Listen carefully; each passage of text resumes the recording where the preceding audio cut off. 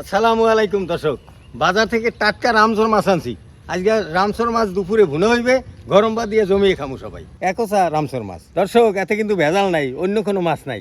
এই যে দেখেন মাছগুলো কত সুন্দর, এই যে দেখছেন, দেখতে কত সুন্দর লাগে দেখেন তো। নদীর জাতের মাছ, এ মাছের দামও বেশি। কত দাম জানেন?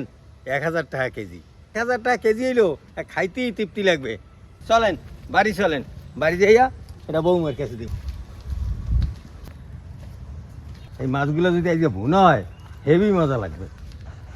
দেখো তো নদীর টাটকা রামসর মাছ আনছি। এত ভালো মাছ আনছেন, মজার মাছ, জাতের মাছ। হ্যাঁ, দাম একটু বেশি কিন্তু তারপর জাতের মাছ আমার খাইতে মনে চাইছে। কয়টা নেস?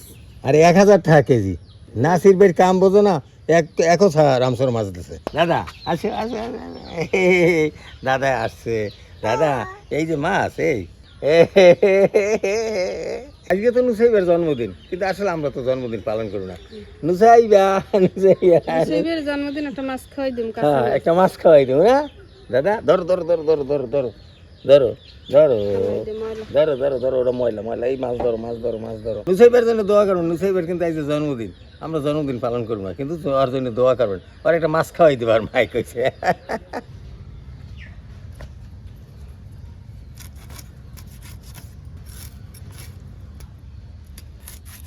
রামসর মাছ আর তুলোর ডাঁড়ি মাছ আমারও পছন্দ, আমার শ্বশুরেরও খুব পছন্দ, কিন্তু আমাকে এইদিকে অনেক দাম এই মাছগুলোর। আমি ওদিকে দাম কেমন এই মাছের কমেন্টে জানাই দিয়েন। সাত টাকা শেষ, 14 331 331 কি 21।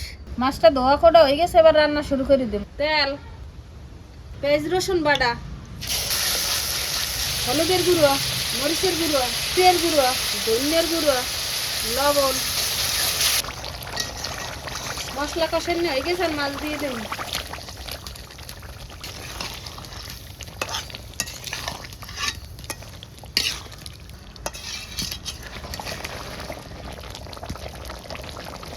কষানো হয়ে গেছে, আর অল্প একটু জল দিয়ে দেব।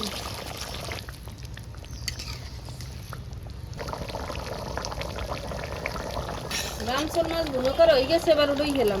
নদীর রামসর মাছ ভুনো হয়ে গেছে, গরম ভাত রেডি, বাফে পুঁতে খাইতে বইছে। মাছের কালারটা হয়েছে কত সুন্দর। বিসমিল্লাহ বিসমিল্লাহ।